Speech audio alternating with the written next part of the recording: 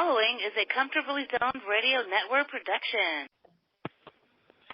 Hello, everyone. This is Rob Deininger with Comfortably Zoned Radio Network, and we are talking Yankees baseball with Jack Degraw. How you doing, Jack? Good. How are you today, Robert? Not too bad. We got postseason baseball tonight for the Yankees. Yeah, I know they just released the roster a couple hours ago, so maybe we can go over that. Yeah, they left CC Sabathia off the roster, and they put Tyler Lyons in there. I guess from what I heard, he's opened up a lot of eyes this past month, and they're real confident and high on him. They also got Jonathan Loaiza on the roster as well. Yeah, I'm not really surprised about CC. I know he pitched in relief, I think, last week against the Rays, but they said, his arm didn't recover quick enough. I don't think it's a knee issue now. He threw a simulated game Tuesday, so, just CC wasn't ready for the playoffs. And Lyons has looked really good.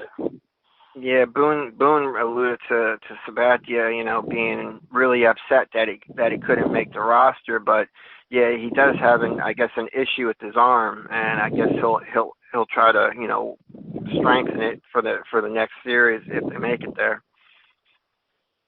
Yeah, I mean when you're only playing 5 games, everything is you have to do it now. You can't you don't have a game to mess around with, so. They made the decision, and, he wasn't ready. And Luke Voigt also on the roster, despite he's been struggling since he returned from the DL in August, but he's on the roster as well. Yeah, and I see they also have Encarnacion on. Yeah, and in fact, Encarnacion's batting cleanup tonight. Oh, okay. And, yeah, they're go ahead, Robert. Their lineup, LeMahieu's leading off, followed by Aaron Judge. Brett Gardner's batting third. Encarnacion's batting fourth.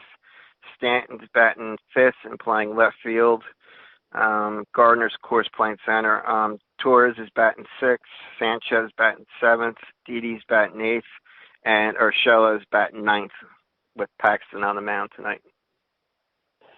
Well, the thing that could be a concern, Robert, when you have all the big power hitters hitting like back to back to back, you could get a stream of strikeouts coming. I mean, but yeah. I think this series we're gonna see a lot of runs scored. Oh yeah, the Twins hit 307 home runs to lead the majors, and the Yankees were right behind them with 306. So we could see a lot of run scoring tonight. Yeah, I think we'll see the ball really flying out of the park. It was interesting, too, Robert. I'm looking at the roster. Cameron Maven's on it instead of Clint Frazier. Yeah, I mean, I guess that's a defensive move, but I would have loved to seen Clint's bat, on that bench. But I guess they want Maven maybe for Stanton late in games, because I heard that's something they might do, is have pull Stanton in the 7th, 8th inning and put a defensive player in. Well, what the Yankees might do, they've done it on other years, like they'll send the guys down, like Clint Frazier and a couple other guys that didn't make the first round roster, and they'll be working out in case they have to bring up somebody or they want to use them in the second round. So they're down here in Tampa now working out. And they got Gardner batting third. I would have liked to have seen Torres bat third. I kind of like seeing Torres batting third. But when you got Gardner, Encarnacion, Stanton, Torres, and Sanchez, besides Torres, I mean, that there is a lot of strikeouts right there from 3 to 6. Yeah, that's a big concern because that can kill a lot of rallies. And I agree with you. I'd like to see Torres, hit third. Yeah, I mean, he hit 38 home runs this year, batted over 280. I mean, he was one of their most consistent hitters behind LeMahieu this year. Yeah, you need some balance in in the lineup. That's like I keep saying, that's the thing that concerns me about these playoffs. You get all these guys, and they haven't had a lot of at bats, during the regular season, and you might have a strikeout fest. You might not have it against the Twins, but if they get to the next round, whoever it be, the Astros or the Rays, it could be a bigger concern then. Yeah, actually Torres finished the year batting .278, but with 38 home runs and 90 RBIs. And LeMahieu finished the year batting .327 with 26 homers and 102 RBIs for a leadoff hitter. That's a hell of a year for a leadoff hitter. How did he finish in the batting race? I'm not sure. I think he might have come in second. Yeah, I know he needed a big weekend last weekend. I only think he got a couple hits. So, I'm checking out the roster. I seen that. Did they mention what Happ is going to do? Is he going to come out of the bullpen? I haven't heard anything, but I have a feeling he's going to come out of the bullpen because before the season ended, Boone informed him that he'll be pitching out of the bullpen for the rest of the year and in the playoffs. So I have a feeling he's going to be coming out of the bullpen. It's probably a game decision, but were they mentioning all the Yankees of starting maybe like, Chad Green and then maybe bringing in J Happ if they need him for the fourth game? I mean, that's still a ways off though. But yeah, they did mention something like that. Yeah, starting Green and then bringing in Happ. Do you happen to have the Twins roster in front of you, Robert? No. Because I'm just figuring out who are some of those pitchers they have. I know they got somebody who was in the American League East. He used to be with the Rays. I think he was their big, their big starter. But I think they'll be able to get to these guys. But we're going to see a lot of runs. Yeah, and going back to LeMahieu, he finished second behind Anderson of the White Sox. How many points was he behind? Anderson batted .335, so he was 8 points behind. Oh, okay. So it was 3 or 4 hits. Yeah. They could have went either way. Now we were talking off air. Give me your feelings, Robert, about Paxton, Tanaka, and Sevy. Yeah. Well, Paxton he's pitched well at Yankee Stadium. He was 7-3 on the year, but Tanaka was also 8-3 at Yankee Stadium this year. And Paxton, from watching Michael Kay show today, he was going around asking his teammates what the atmosphere is going to be like. What should he expect? And when you got a guy who hasn't pitched in the postseason and had his struggles early in the year, giving up runs in the first inning, I would have been more comfortable with Tanaka going game one. I mean, Tanaka is a big game pitcher, even if he is up and down during the regular season. He's going to show up. And, I'd be more comfortable seeing Tanaka instead of Paxton. I just hope Paxton has his stuff tonight. Yeah, if you remember a few years ago, Robert, when Severino started the first game, and one of the things he said, he wasn't so much nervous, but he was so hyped up. The crowd got him so excited that he started to overthrow and started to force the ball, and that could happen tonight with Paxton. Yeah, I mean, he left his last start with a sore glute, but he won his previous 11 games. But I just don't know if that good luck streak that he was on in the second half will continue, because he's going to be hyped up, he's going to be nervous. I mean, Yankee Stadium in October is different. Yeah, the fans will be going nuts. It won't be like at the old stadium, but they still get excited at the new place. So I hope he can stay cool for the first inning, because we know he's had his troubles in the first few innings of games. I pulled up the Twins lineup. They got Carver leading off, followed by Polanco batting second, Nelson Cruz batting third, Rosario batting fourth, Sano batting fifth, Kepler batting sixth, Gonzalez batting seventh, Cron batting eighth, and Rares batting ninth. How about the pitching staff, Robert? Who they got pitching tonight? They got Martin Perez. Oh wait, no, Jose Barreros is pitching tonight. Oh, okay. How about that guy from the Darzion from the Rays? You remember him from the Rays a couple years ago? Oh yeah, this guy Barreros on the year he was 14-8 with an ERA of 3.68. So yeah, he had a decent year. Yeah, I mean they have some. Just look at the stats. They have some fine pitchers, but there's nobody that's really like overpowering. And a guy you don't hear a lot about was actually had an excellent career. Is Nelson Cruz. He's got over 400 career home runs. Yeah, I mean everywhere he goes. I mean even when he was with Seattle those last few years. I mean he can hit. I mean this year. I think he hit 41 home runs and drove in over 100 RBIs, and he batted .311. So I mean, he's having another great year. And yeah, you're right. He has 401 career home runs. Yeah, I mean, the Twins had really turned it around because they lost, I think, 95 or so, a lot of games last year. And then getting Rocco Baldelli, and Rocco just did a tremendous job with the Twins. You don't hear too much about him, but I mean, he never had any managerial experience in the big leagues, and he's in the candidate for manager of the year too. Yeah, I mean, Boone, like I said, Boone is the first manager to win back-to-back 100 games to start his career. If he wins manager of the year, I think it might be because of that.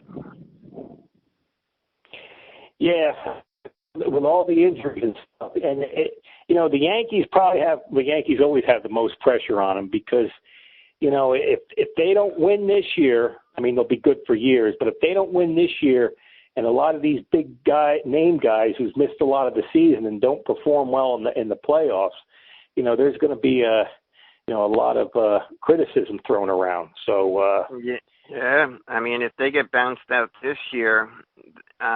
You got to wonder if, the hot seat starts getting warm for Aaron Boone the next couple of years, the next year or two, because they're expected to win.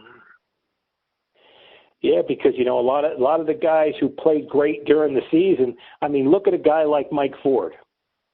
Yeah. I mean, he come out at like nowhere. I mean, he almost made the Mariners last year as a Rule 5, but here's somebody who was buried in the minors, and there was even talk. I mean, he was going to make the playoff roster and be batting fourth tonight. But the Yankees at the last minute they ruled against that. But a lot of these guys have been terrific all year, and they might not even be in the the playoffs. Yeah, I mean Mike Ford, and he played 50 games this year, and he hit 12 home runs. Drove in 25 RBIs and batted .260 in limited action. I mean, and some of his hits were pretty big hits. Yeah, and he has an excellent eye at the plate. He don't swing at any bad pitches. So, he had 25 homers in the minors. So he had a big year, and then that's a good thing to see. These guys come out of nowhere and perform. That's like Sanchez. I mean, he was hurt off and on all season long, and he still hit 34 home runs. Yeah, I mean, it's we keep saying it, but it's incredible what they did this year. I mean, everybody they brought up from AAA or even AA, they just performed, incredibly. I think, I've been watching the Yankees since 1964. This is probably right up there with the most satisfying, regular season that that you could possibly imagine. I mean, with all the injuries and what they've accomplished has been amazing. Yeah, and one of the reasons I think you got Didi batting eighth in the lineup tonight is he finished the year batting .238. He never really got it going this year. No, he struggled most of the season. I think the Yankees were happy to get him back, but he definitely was not the same player this year because they missed the spring training and the off season workouts, and that has a big thing to do leading into the season. So he wasn't anywhere near the same player he was the previous couple of years. I mean, he still did pretty well, but offensively and defensively, it wasn't the same Didi who was a great player. Yeah, and Severino in his last game only pitched 3 innings, gave up 2 runs, gave up how many hits did he get? He gave up only 1 hit, but he walked 4. Little shaky in his last outing. Hopefully, his first 2 outings are more indicative of what he's going to be able to do this postseason. Well, I think in Game 3, I mean, depending what it is, if they're ahead 2-0 or it's 1-1, but you don't know how long the leash is going to be. I mean, if he starts walking guys, and I don't think you'll you get out there and you get him out of the game before it gets out of hand. And with the Twins, that could happen.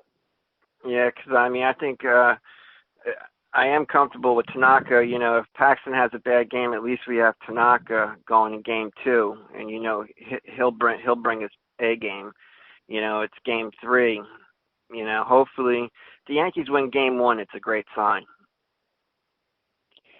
Yeah, you always want to get and then having Tanaka come because, like we were saying off air, he's been terrific in the postseason. Even though I think this year has been probably his his worst season because he just couldn't seem to have any consistency. But that's a big arm to have in the playoffs, and Game 1 is important. So hopefully it'll get off to a great start. And like I said, Tanaka, he was 8-3 with a 3.10 ERA at home this year. So he's pitched great at home this year. So he could play a huge part in Game 2, especially if the Yankees win Game 1. I mean, you can go up 2-0 real quick. You happen to have anything in front of you, Robert? How they pitched against the Twins, how Severino did against? Well, Severino was hurt all year, but Tanaka and Paxton, how they did against the Twins. Is that stat available? No, not offhand. Because I know they had that great series up in Minnesota, I think in July, which was great baseball. But I mean, there was a lot of runs being scored all over the place. Yeah. Yeah, I mean, that one game, they won 14-12 because of that catch by Aaron Hicks. Yeah, from my understand, Hicks is just hitting off a tee. So, I mean, the only time he'd even be available to play, which I don't think they would do that, is, if they get to the World Series. So I think he's done for the year, and, we keep talking about it. What do you think, Robert? You think Frazier will be traded this offseason? I wouldn't be surprised. I mean, they got to do something with them. I mean, if they bring Brett Gardner back, then I think more than likely, yeah, he will be traded. And I'm wondering if Andujar is someone they might consider trading, depending on if they're in love with Urshela. I mean, me personally, I'd like to see Andujar playing third base for the Yankees. Yeah, I mean, they got some decisions to make. I mean, do they sign Didi? They might go after Cole, for a free agent and, try to bolster the pitching. So, I mean, they could always, if they don't re-sign Didi, they can always slide Torres to short and plug in LeMahieu at second. Yeah, and you do have Wade as a backup, and he can handle it defensively. And actually, Robert, he hit pretty well this off season. Yeah. When he got some regular playing time, he really stepped it up. I'm trying to find the Twins, but I'm having trouble bringing them up. But I know they were 4-2 versus Minnesota this year. Yeah. Yeah. But like you said, they were close games. I mean, some of them were pretty high scoring. Well, the ball will be flying over the ballpark out of the park for the next 3 or 4 nights. So it should be some exciting baseball. Yeah, I mean, I would love to see Aaron Judge start, hitting in the postseason. If he's hitting, that'd be something. Because his last couple games, he's looked good. Well, I think the good thing is when you have LeMahieu hitting in front of him, you figure LeMahieu is going to get on base a lot. Yeah. So Judge should always have some decent pitches to hit. And then, with the guys behind him, even though the Yankees do strike out, they do hit a lot of homers and stuff. So, having LeMahieu in front of Judge, it should help him in this postseason. And the guy I feel bad for is going to be Stanton because he's going to be scrutinized big time. I mean, if he doesn't hit, they'll blame a lot of their offensive woes on him. So I'd like to see Stanton also have a good postseason, or at least a good series for now.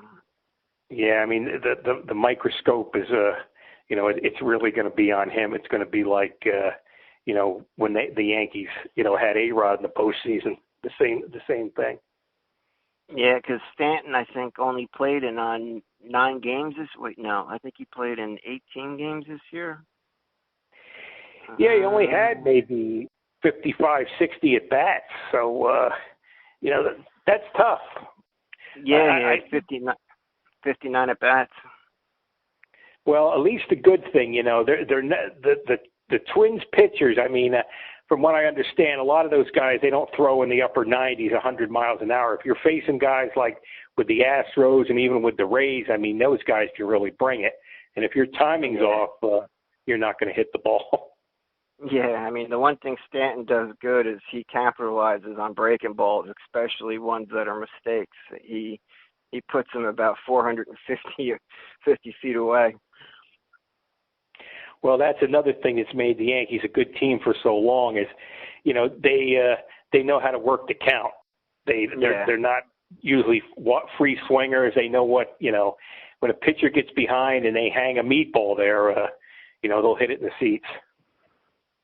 Yeah, and I do like Urshela batting ninth. I mean, he batted .314, but if you got Urshela followed by LeMahieu, Aaron Judge could have a couple guys on base when he comes up later on in the innings. Yeah, and he knows how to work the count too. So it'll be interesting to see how all these big guys do in the playoffs, and it's very exciting. It's a great time of the year. Yeah, and going back to Paxton, if he gives up a couple runs in the first inning, you start getting the bullpen warmed up earlier than normal, like around the 4th inning if he's struggling with his location. I think if the Yankees should score runs too this series, but I think if he's struggling the first inning, you just might get Chad Green out there. Ready to come in at any time because you don't want to fall behind by too many runs. No.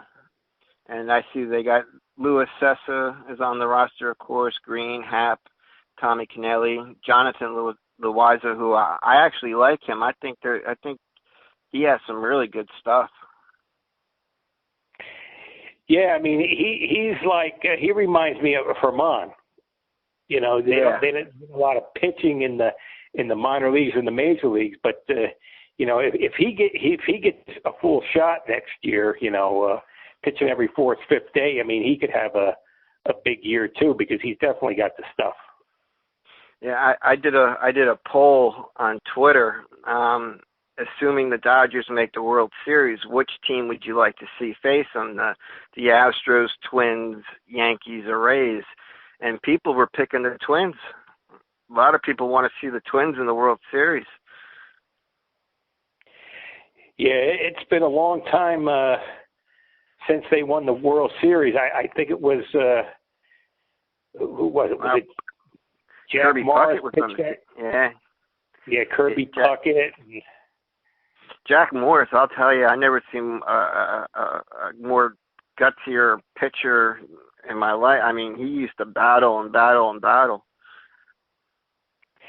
Yeah, he was probably, for the decade of the 80s, he was one of the best pitchers, definitely. He might even been the best pitcher, and that performance in the World Series was just, off the charts. Yeah. And was he a member of the Tigers in the mid-'80s when they went to the World Series? Yeah, I believe so, in '84 when they, they beat the Padres, and that's the series, and Kirk Gibson hit the big home run off the goose. Yeah. And Nettles was on that team. Greg Nettles was on the Padres that year. And going back to that Twin game, it was against the Braves he was pitching against, right? He had an epic battle for one of their pitchers. Yeah, because I believe they won Game 6. Puckett hit a big home run, and I remember Dan Gladden for the Twins had a big series that year. But I believe the final game went like 10 innings, and Morris was just fantastic. And I know for years the Yankees were trying to get Jack Morris. Yeah, I remember one Jack we got was Jack McDowell from the White Sox. You remember him? Yeah, I mean, well, he actually won 16 games that year, and he gave the fans a finger. And I remember, that heartbreaking 5-game series against Seattle. He was on the mound. I mean, he made a good pitch to Edgar Martinez, but Edgar Martinez in that series was just incredible. Oh, yeah. He was the best hitter in baseball. Yeah, he was one of the best hitters I ever seen. Yeah, and thinking of pitchers, I think of Kenny, what was his name? Kenny Rogers, was that his name? The lefty? Oh, yeah. He looked like a deer in headlights in one of those postseason games. I mean, he literally looked like a deer frozen in headlights. Yeah, I mean, he got shook up in the playoffs. I think later in his career, he got in the playoffs the one year, and he really pitched fantastic. He pitched for so many teams. And the thing about Kenny Rogers, he won like 220 games in the big leagues. Yeah. He was an excellent pitcher. But I remember, I think it was 96 with the Yankees. I mean, they couldn't use him in the playoffs. And even when they beat the Mets the one year, he had to start a crucial game at Shea Stadium, and he pitched pretty well, but the bullpen was up the whole game. Yeah, because I forget what game it was, but I just remember looking at the TV screen and just being in amazement because he literally looked like a deer in headlights, like he was going to cry or something. Yeah. Yeah, I mean, he had a rough go of it in New York, and even with Mets, I believe he had some shaky postseasons with the Mets too. But like I say, he was a outstanding pitcher. He won a lot of games. And speaking of the Mets fired their manager Mickey Callaway. Yeah, from what I understand, they had an organizational meeting and they didn't invite the manager, so that's never a good thing. I mean, if they were smart, they would go after a Joe Girardi. I mean, I think Girardi would take whatever amount of money they'd offer him, but I doubt they'll go that route. Well, that would be a big boost to the Mets and to get a guy like Girardi because he can handle New York and he's a terrific manager. Yeah, I mean, Buck Showalter even said every time he went up against, Joe Girardi, he had to be on his toes because he had that much respect for Girardi and his baseball knowledge. Yeah, I mean, you listen to him talk on, MLB, and I've said it before he became the Yankee manager, he used to do broadcasts on the Yes Network, and it was like, it was a great treat just to listen to him because he knows baseball inside and out, like all these guys do. They're really, they're dedicated to their craft. And that's another bit of news that puzzled me was the Cubs fired Joe Madden. I mean, he won 3 straight division titles, including win a World Series for the first time in over 100 years. And this year they don't make the playoffs and they fire him. I thought that was strange. I think, that with 5 years, usually that after 5 years, they might have needed a different voice. But Madden is a great manager, and I know the Cubs have made poor decisions with free agents. Yeah. And, the thing is, you can be the lovable Cubs when you don't win, but after you win, the fans want to see winning. They just don't want to, drink beer and sit in the bleachers. You actually want to see your team win. So, but Madden will land on his feet. I mean, he's an outstanding manager. Well, that's the thing. Before the Cubs signed him, the Angels were trying to get him, and as soon as Madden got fired from Chicago, the Angels fired their manager, Brad Ausmus, after 1 year. So I have a feeling we're going to see Joe Madden coaching the Los Angeles Angels next season. Yeah, I believe he spent a lot of time with the Angels. So, that might be a perfect match out there because, the Angels are really struggling and they have to do something with their pitching. So maybe getting a guy like Madden, will be a step in the right direction. And getting back to Yankees, pitching is always, in the postseason, pitching is key, but is there a particular position player you're looking to have a good game and a good series against the Twins? I think look for Torreyes. Yeah. I'm going to pick the three guys. I'm going to pick Torreyes, Urshela, and let me see here, LeMahieu. I think LeMahieu is a big key. He might be the most important player in the playoffs. He could if he gets hot, he could carry the team. Yeah, I go with LeMahieu too, and Torres, and I'm rooting for Stanton. I'd like to see Stanton have a good series. Yeah, I mean he's an outstanding player, but it's almost like Stanton. It's almost like an A-Rod thing now. Yeah. And it's just a shame he was injured so much this year because he is a terrific player. He's a great player, and to get on the big stage in New York, I hope he tears it up. Yeah, and Carcione is another one. He's been hurt lately. I'd like to see him, also have a good series as well. Yeah, well, with these power guys, all it takes is one or two swings of the bat, and you could be a legend in New York forever. Yeah, I mean, Carcione had 13 home runs with the Yankees, but I think he had, how many home runs did he have this year? He had 34 home runs this year on Carcione total.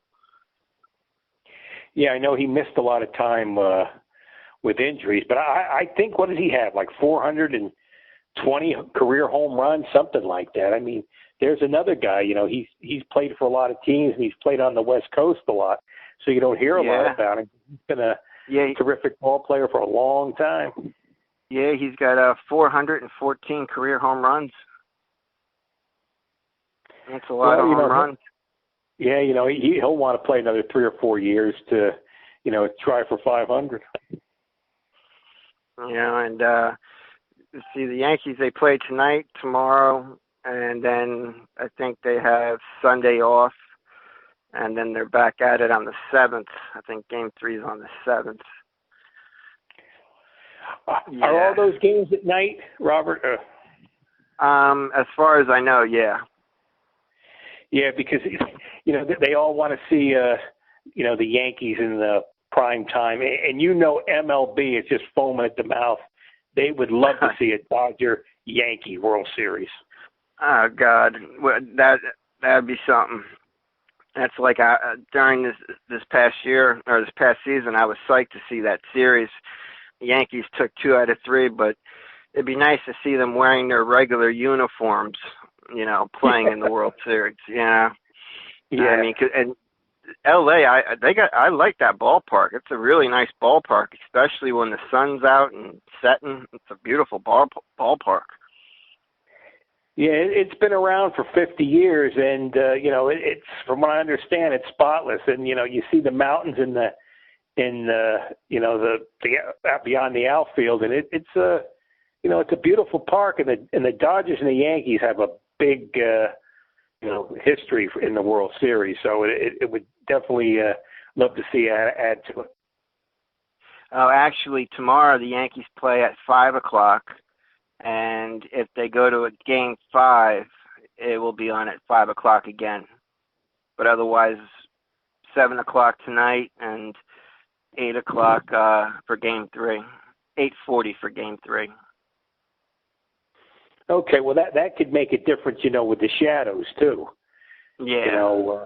So maybe we won't see as many runs as we expect because is it still late till like 7:00 up in New Jersey, Robert? It starts getting dark up here around 6:30 now. Oh, there was okay. a point.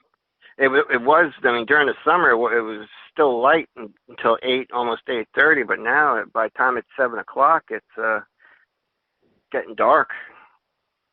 Yeah, because you start at 5:00, it could be concerned, with the shadows and the hitter's background. So maybe early in the game, there might not be as many runs scored.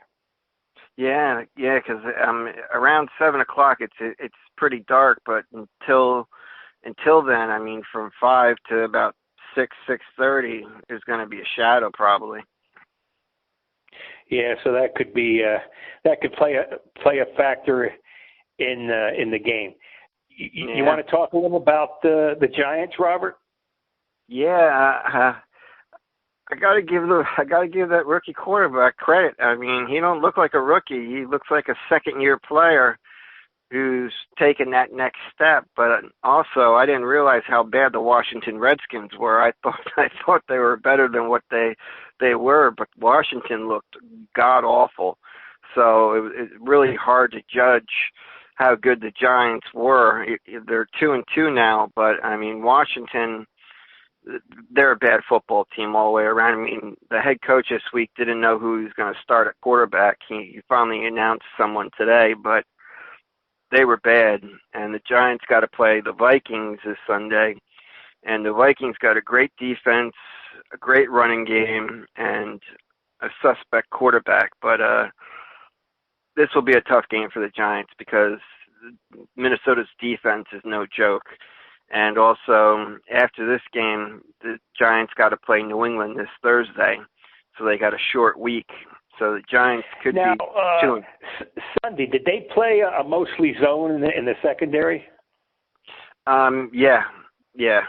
They stayed away from man coverage because they were getting beat a lot of man coverage, but I think they were doing that to try to get pressure on the quarterback.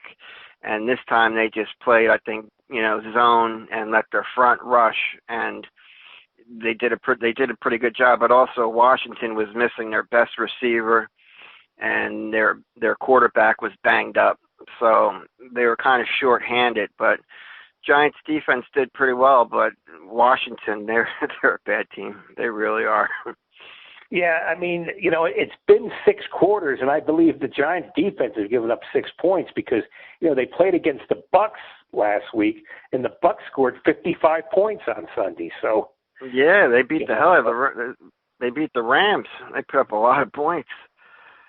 Yeah, so it's early in the season we expected the worst from the Giants. So they've looked really good the last 2 weeks, but like you say, the Vikings and the Patriots, that's a different ball game. But at least there's some hope for New York football this fall. Yeah, because against the Bucks, the Giants, they played man the first half against Tampa, and Tampa burned them. They scored, I think, 5 out of the first 6 drives, and then the Giants switched to zone in the second half, and they held Tampa in check, even though Tampa should have won late in that game, missing that field goal. But then they played zone again against Washington, and someone said that for young players, especially in the secondary, playing zone is a lot easier for them than playing man. Yeah, because you're just learning things, and you get out of position, and it's like let them play zone, and except like against the Bucks, they were trying to win the game, and then they went back to man and man, and they almost blew it. So yeah, I hope they learn their lesson, stick with the zone defense.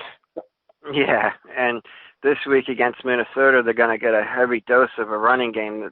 Minnesota has a great running back in Dalvin Cook, and they're going to try to run it down the Giants' throats. And if Minnesota's quarterback can rediscover his game, it could be a long day for the Giants, because I'm still not sure what Giant team we have right now. I mean, do we have a good defense, an okay defense, or is it the defense that played the first 2 weeks? Well, I think we'll know more by this time next Friday, because they're going to play two of the best teams, if not the best team in the NFL with the Patriots. So that's going to be interesting, to say the least. Yeah, because right now Dallas is 3-1. Philly, I think, is 2-2. The Giants are 2-2. So the Giants are only a game out of it. But with these two tough teams they're going to play, they could go from 2-2 to 2-4 real quick in a matter of a week. Yeah, this is a big test early in the season, and it'll be interesting to see how Jones does, because I like Jones so far. They've thrown a lot of safer passes, with the short passes and everything. So we'll have to see how it works out. And Daniel Jones, he's been blitzed more than any other quarterback in the league since he started. So teams are blitzing him like crazy. And he did throw two interceptions against Washington, and he almost had a third one picked off.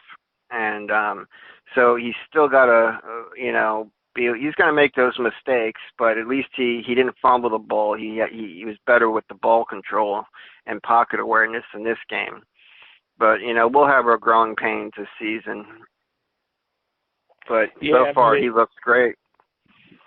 Yeah, well, at least there's, it's hope. It's always fun to see a young guy try to turn around. Then when they get Barkley back, so there is hope for the Giant defense. Offense, even though the offense has been pretty good the last few seasons. Yeah, and they get Golden Tate back this week too, who's been suspended for the first 4 games. So he gets another offensive weapon back, which should help him. And Barkley, he was actually practicing this week. He wasn't full go, but he was running around and cutting, and they say he'll be back well before the 8 weeks. So he was ruled out for this game, but he actually might be back for the New England game. Oh, yeah? So, yeah, he's a freak of nature. Yeah, the Giants might be wise though, just to hold off on him, because with the career he could have, you don't want to. Oh yeah, because this year is really about developing your quarterback for the future. So if you can rest Barkley until he's 100%, I'd rest him until he's 100%. Yeah, and that running back last week, offhand I forget his name, because down here you don't get a chance to see the Giants, but he had a good game last week. Yeah, Wayne Goldman. He averaged over 5 yards a carry. He's real good at picking up blocks. He does great job, protecting the quarterback when he needs to, and he fights through the holes. He's one of those guys that will go between the tackles and get those tough 2 to 3 yards, and every now and then he'll break a little 10, 20-yard run. So he's a nice backup to have, to Barkley. Yeah, I noticed last week, Jones was throwing a lot of shorter passes, and the running backs and the wide receivers, they were breaking off some nice gains. So they look good last week. But like you say, it's the Redskins, but you still got to beat teams you play. Oh yeah, you got to beat those teams. And the Redskins, they actually had to put in their rookie quarterback because their starter just looked horrible, and Dwayne Haskins threw 3 interceptions, and the Redskins right now just look a mess. And apparently there's rumors that their head coach, Jay Gruden, will be fired after this next game if they lose. Yeah, they drafted that that rookie quarterback, and he's nowhere near. He don't look nearly as polished as Jones does. So no, and he was upset that the Giants passed him over. He really wanted to go to New York, but I watched Haskins in college, and he had track stars for receivers. I think 3 of his receivers ran a 40 and 4.3. And so, I mean, he was basically playing pitch and catch with them.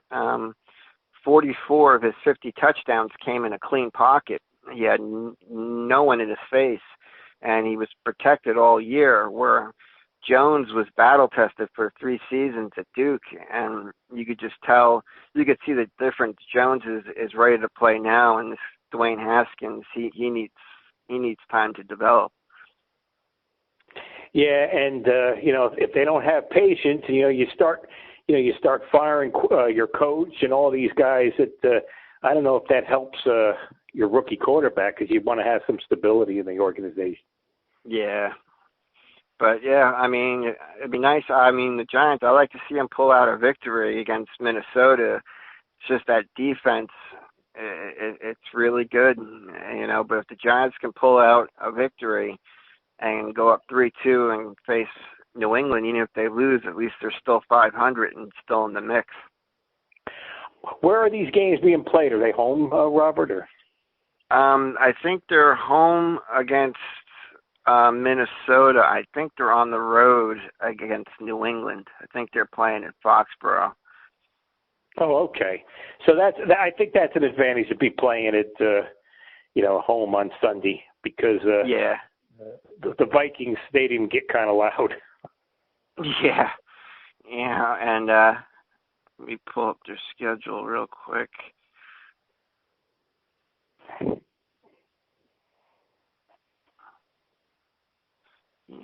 The Giants are home against the Vikings, and they're on the road against New England, and then they're back home against the Cardinals, and then back on the road against Detroit.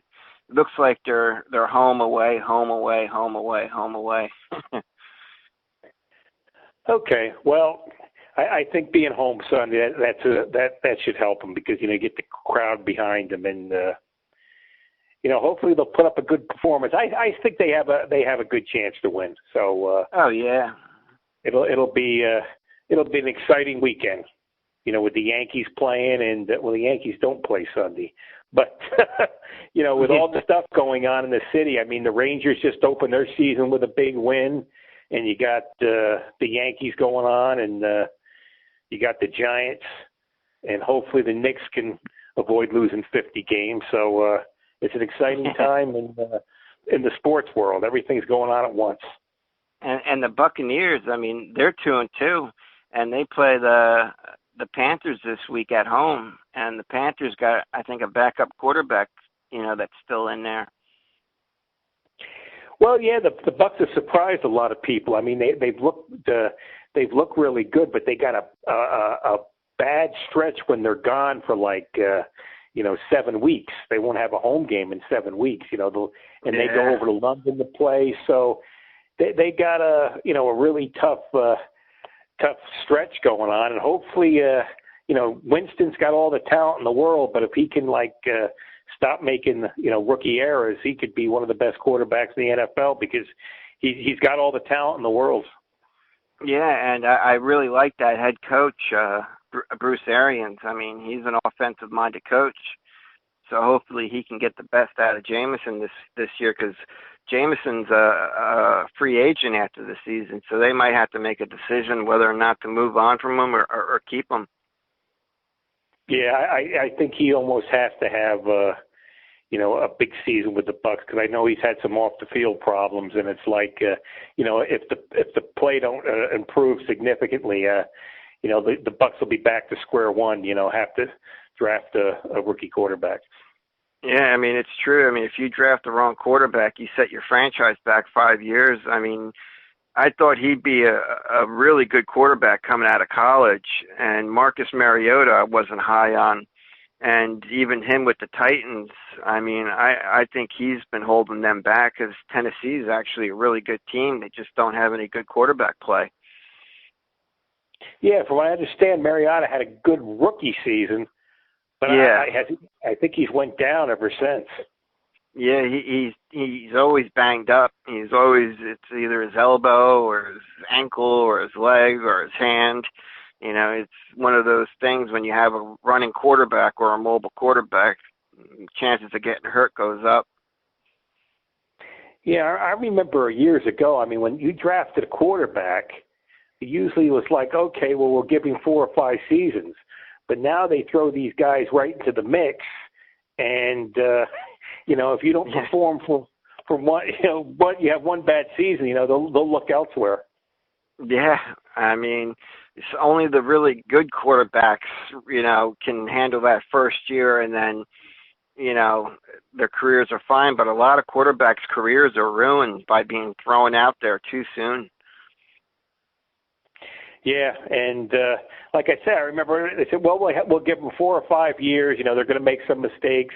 Let them learn on the bench. But now they just throw these guys right into the fire, and if they don't perform right off the bat, they'll look elsewhere. Yeah, I mean, look at Aaron Rodgers sat behind Brett Favre for 3 years, and he did great. Patrick Mahomes sat his first year behind Alex Smith, and he's one of the best quarterbacks in the NFL. I mean, some of these guys need to sit at least a year just to learn, what it takes to be a starter, the speed of the game.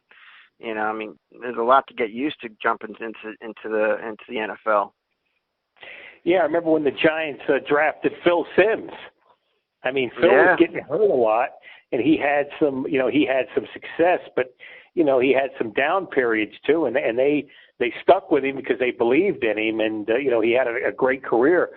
But I don't really think he got consistent till his 5th or 6th year, mainly because of injuries and a poor Giant team at that. Yeah, and I think Parcells benched him in '83 for Rutledge or something, and then went back to him the following year. But I think that year on the bench helped them heal and helped them, pick up the game a little better. Yeah, I remember they had a quarter. I think it might have even been Scott Bruner, or I can't remember. Yeah. That's his name, I think, Bruner.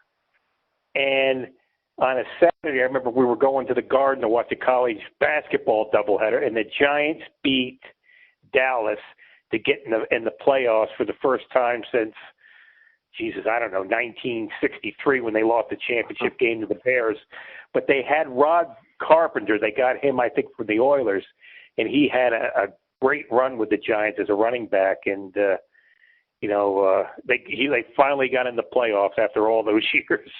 Yesterday I was watching the thing on Lawrence Taylor, and boy, talk about a guy who was just great. I mean, he changed the game. They had to come up with new ways to block him. I think Joe Gibbs or one of them came up with the scheme to move a tight end over and then also to use a running back to help block. I mean, they had to come up with new ways to try to block him.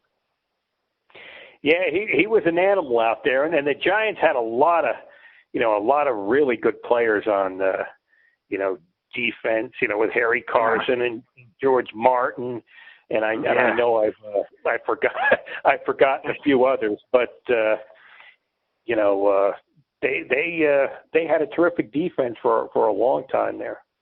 And I remember when Parcells traded for O.J. Anderson because he was wasting away in with the Cardinals, and he helped the Giants win that second Super Bowl under Parcells. I think it was the second Super Bowl. No, it might have been against Denver. I forget if O.J. was on the first. No, he was on the 1990, Buffalo. I think. Yeah. Yeah, when they beat Buffalo. Yeah.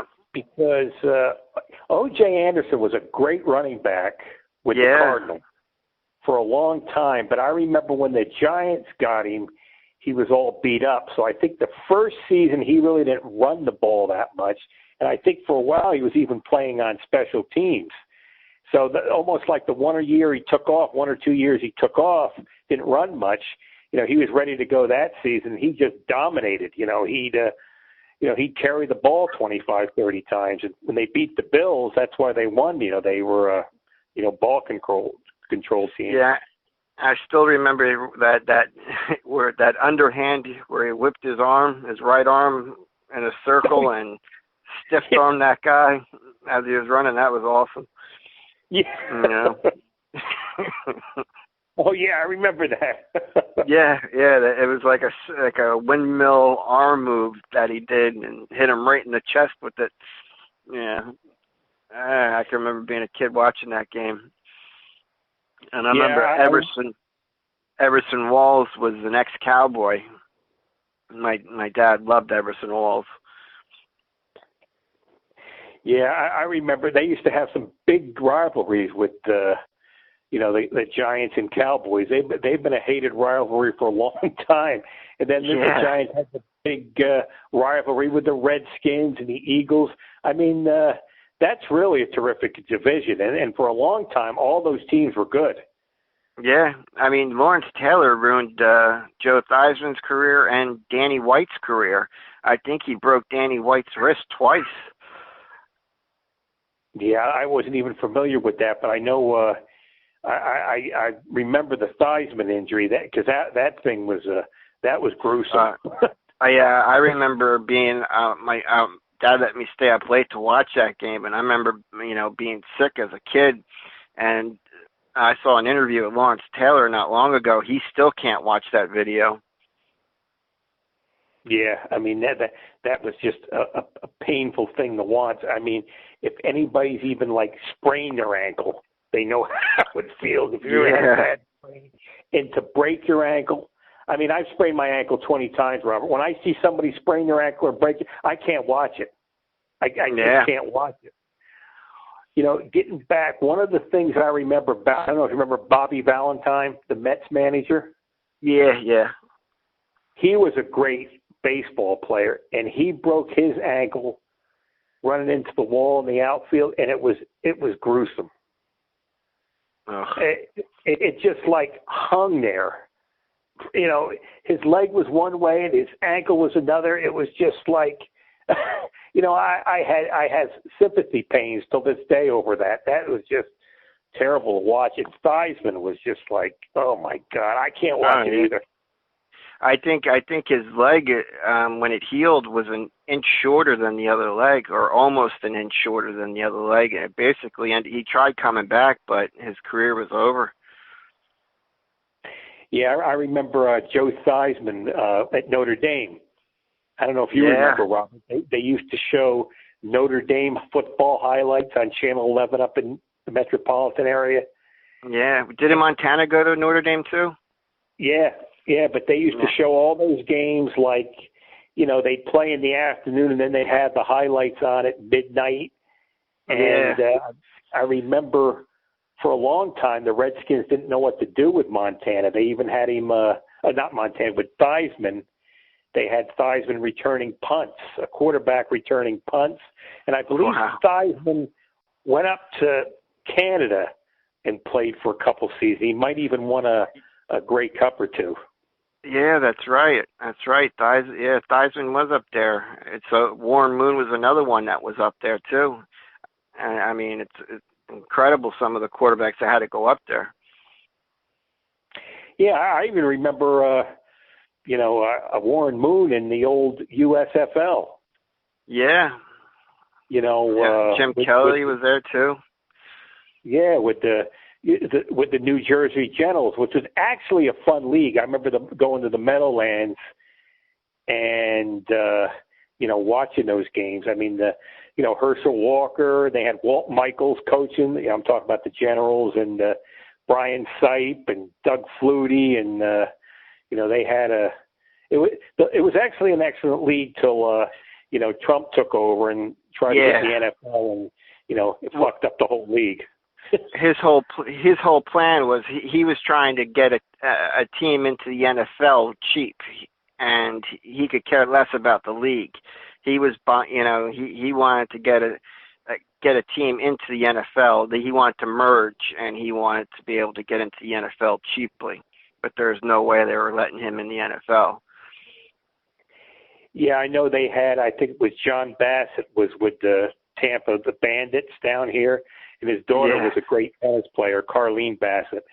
And he said he was against it. He said, keep the league when it is, Yeah. Don't compete with the NFL. It's a great product, what we have. People enjoy it. It gives entertainment, gives people jobs. And, Trump come in, wanted to get in the league, and I think they had a lawsuit, and he won $3 or something. I forget exactly. $1. Okay. Yeah, because people forget it was it was popular. People loved watching it. Steve Young was in that league too. I think Steve Young was one of the highest paid players, right? Yeah, he was with the LA Express. Like I say, Rob, the games were fun. I went to a couple big games when Bobby Hebert played. He was he became the Saints quarterback, and the Generals had a lot of a big talent. And another thing, they're starting a league in February. Tampa's one of the teams. They're going to try to have what they had a few years ago with the wrestling guy ran it, which wasn't successful. But this one they've worked into it. They got a lot of good people, so maybe they can make a go of it. I hope they do. Yeah. Oliver Luck, I think he's the CEO or he's the head of operations. But they brought in a lot of people because they want it to be successful. It's not going to be like it was the last time. They want to put a real product on the field that people will enjoy. Yes, well, hopefully. When they come down here in February, if I'm still around, if I don't get knifed or something, I'll go to a few of the games. It should be a lot of fun. Yeah. Keep the bat handy. Keep that next to you. So, you want to wrap it up, Robert? Or? Yeah. Should we? Next episode when the series wraps up. Well, we can. Yeah. Well, it should be over by Friday. Yeah, we'll do it next Friday. As soon as the series wraps up, we'll give a happy report or we'll give a sad report. We'll know shortly. Sounds good. This is fun, Jack. Thank you, Robert. It's always a good time. And to all you Yankee fans out there, let's hope for a good series and have a good one.